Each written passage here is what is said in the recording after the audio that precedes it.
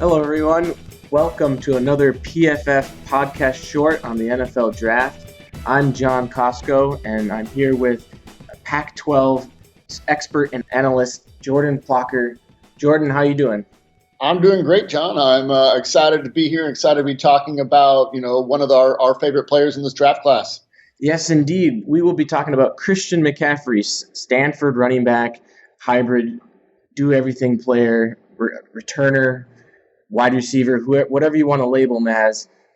He is a polarizing prospect, I would say. He's tore up the combine, graded extremely well in our system the past 2 years, was our number one player in college football in 2015. Took a little bit of a step back because of he got an offensive line that saw a bunch of players go to the NFL. But what are your thoughts on McCaffrey and his prospects in the NFL and just your overall thoughts on him? Yeah, John, Christian's as a player, like you said, I've been studying the Pac-12 for years now, and so I've been keeping my eye on Christian. He's a player that stood out even as a freshman when he got sort of limited snaps in a backup role. Then sort of moved on to getting the majority of the touches for that offense, but then sort of until they got down inside the low red zone, and then he would get vultured by another back. And then this year he was sort of the full-time guy, but they didn't really have the same quarterback continuity that they had before. And like I said, there were some offensive line issues as well. So I mean, he still had a tremendous year this year, but not necessarily as dominant as he was the year before. But again, still tremendous versatility and explosiveness and acceleration in this guy. I mean, he's a rare athletic skill set. Tremendous genes from both his mom and his dad. But again, this year he forced 43 missed tackles as a runner and 21 as a pass catcher. So he's just a tremendous weapon in the open field and just a tremendous runner, a receiver. There's so much to like about him, even a returner. So I just think there's a lot of ways that this guy can help out a team. What are the things that you really liked about him, John? Yeah, you touched on a lot of them. You look at his progression in his career, and as a freshman, a true freshman, we looked at him and graded him. He graded extremely well in very limited number of snaps. So we were expecting big things from him, as a sophomore, and he did so. What really stands out for me is that two main things that I think are often overlooked for a running back are being able to read blocks and have the patience to read them. And he shows those things at an elite level. He will wait for a crease to open. He will anticipate before it happens, when that happens, and has the athleticism, the explosion burst to get through that at a very, very quick rate. You look at what he was able to do in a 3-cone at the combine.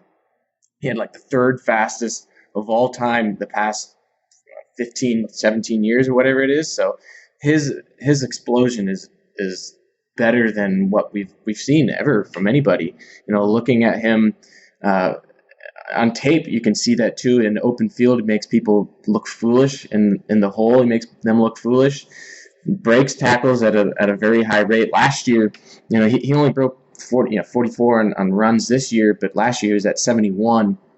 He also had almost 100 more touches from a runner standpoint than he did last year than he did this year. So, and he also was able to increase his average yards per carry and his average yards per carry after contact from 2.6 last year to 3.3. So that's a big, big leap right there. It brings the whole package to the table. You can, as a running back, he's already an elite prospect as a running back. But then you talk about the fact that he can run every single route in the route tree, similar to what the Rams were able to do with Marshall Faulk back in his heyday. You put him at running back, you put him out wide, and then you put him back there as a returner. He can do everything, and just the fact that he has the elite athleticism to go along with that, there's really not much to not like about him. Yeah, I agree. I think he's an incredible prospect, and I agree with the sort of Marshall Faulk versatility. And this is one of the things that I like about McCaffrey, especially for the modern day NFL, is he allows a team to run out there in a personnel grouping that's showing one back, and then they could easily split him out wide or split him out to the slot, and then all of a sudden you're in an empty set. And so I just think that like his versatility is going to give a lot of different his offensive coordinator a lot of different looks, and there's so many different ways that they're going to be able to use him. So I think he's again a great fit for the modern pass game in the NFL. Yeah, you're exactly right. And not only can he catch the ball and run the ball, but he's pretty solid in pass blocking. He has given up 2 sacks in his career, but that's pretty solid for a running back. And he has the intelligence and the ability to be able to pass block. So he's not somebody that you would have to think of as a liability if you were to keep him in to protect the quarterback in that aspect. So he's somebody that can play all 3 downs, and obviously he's shown the number of touches that he's had. I mean, it's a lot. He's had over, almost 700 touches, when you consider returns as well the past 2 years. So he's been a huge workhorse, but he's still young, and on the NFL, they can minimize those more so he can have some more, mileage on his legs and not get worn down so quickly. But he does everything. I mean, there's, he protects the football. He only has four career fumbles, and combined between receiving and running. So, it's really difficult to find any negatives to talk about him. He doesn't have he's not the biggest of running backs, so he's not going to be able to take the, you would think he wouldn't be able to take the pounding like a Le'Veon Bell could do, or just any of your workhorse running backs. But you put him in the correct system that's going to be able to utilize all of his talents. This guy can really tear it up at the next level. No, I agree. And then we got to go to how many teams are actually using the workhorse Ezekiel Elliott type backs or the Lev Bell type backs. That used to be the style in the NFL, but not so much anymore. But not to say that he can't do that. I mean, you're right. He doesn't have the big frame like those guys, but he has shown that he can carry the rock and handle a lot of touches. Like one thing that teams might not like is him deciding to skip the Sun Bowl. In order to focus on his draft prep. I personally don't have a problem with it, especially with the college playoff system. I think you're going to see more and more elite prospects skipping their bowl. But again, like this guy, to me, like I agree with you, John. I think McCaffrey can do almost everything that you would want. He can play running back. He's one of the best, just as a pure running back, one of the best running back prospects in this draft. And then when you factor in that just as a receiver, he would probably be a second round pick as a receiver. He's incredible. Like you said, you mentioned his explosion and his change of direction. I mean, the guy can take a route, a little angle route out of the backfield or a little slant from the slot and just get in between 2 linebackers and split the safety because he's so fast and just take it to the house. So, just an incredible threat as a runner and as a receiver. And I think he's incredibly underrated in this draft. And when you take a look at the things that he offers and the versatility that he's going to bring to his team, in my opinion, I think that Christian McCaffrey is not only the RB1, the best running back prospect in this draft, but I personally think he's the best offensive prospect in this draft class. Yeah, you and I agree 100% right there.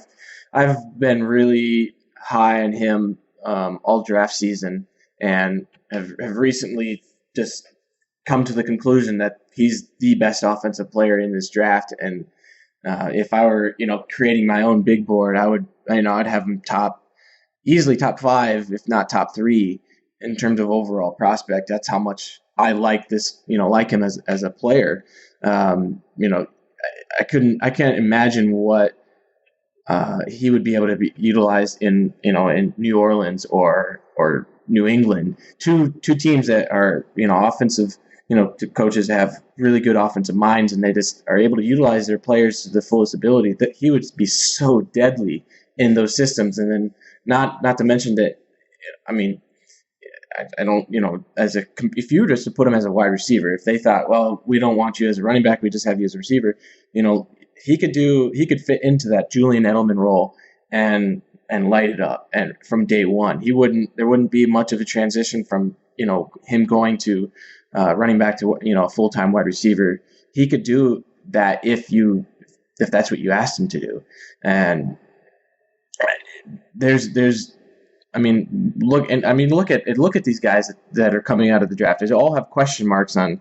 Look at Mike Williams, one of the best wide receivers in this draft. He has question marks about his speed and being able to separate at the next level. Corey Davis, you have question marks about his speed as well, and his level of competition.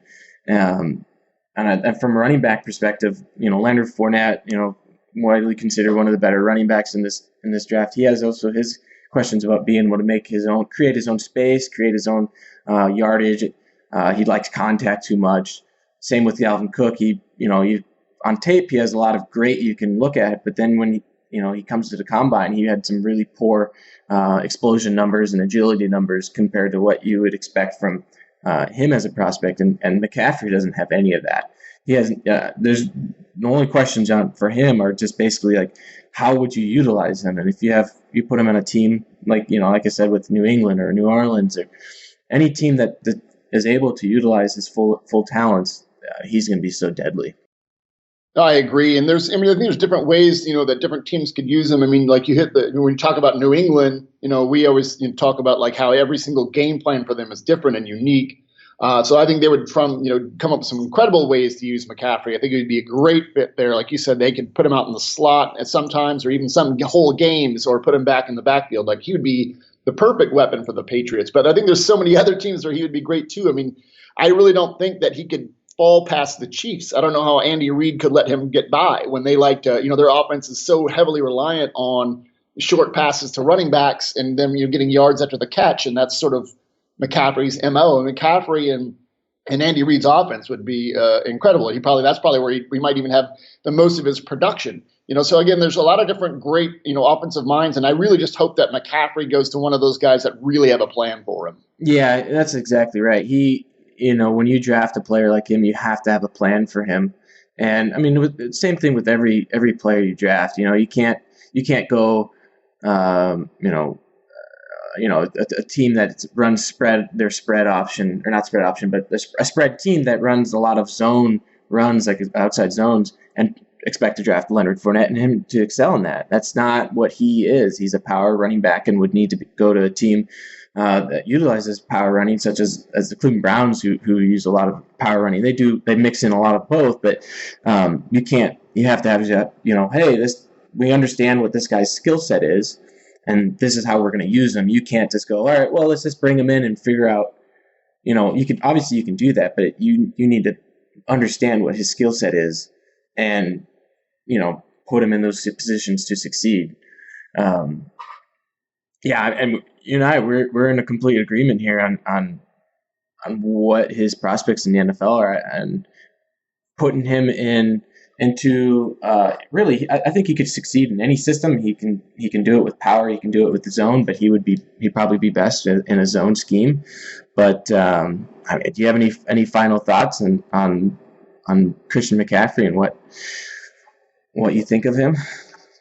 No, just to sum up, again, it's just a tremendous prospect, just instant acceleration, instant change of direction, with, again, tremendous hands, patience, vision. The guy's just got the full package. He's going to be a tremendously exciting player to watch in the NFL. I'm really excited to watch him, and I think he's hitting the league, I think, at the perfect time for his skill set. So now, just in conclusion on my end, as a Pac-12 analyst, a kid that I've been, high on for a couple of years, and then as a draft analyst, again, a guy that I think is the most explosive and unique and versatile offensive prospect in this draft class. Yeah, you hit it just right. You look at his hands. We didn't even talk about how good his hands are, but he's only dropped 5 passes in his entire career and has 100 receptions. So, hands is good or not, or better than most wide receivers in this draft. A guy that can just flat out do it all, and from athletically and versatility wise. So that's all the time we have for you guys. Be sure to check out Pro Football Focus, our PFF Draft Pass. It's on, check out, go to the website, navigate to that. $20 for the best draft content you can find anywhere. Be sure to follow Jordan and I on Twitter. I'm at PFF_John Costco. Jordan's at PFF_Jordan. Thanks for listening, and be sure to stay tuned for more of these podcasts. We'll be doing them quite frequently from now until the draft. Thank you.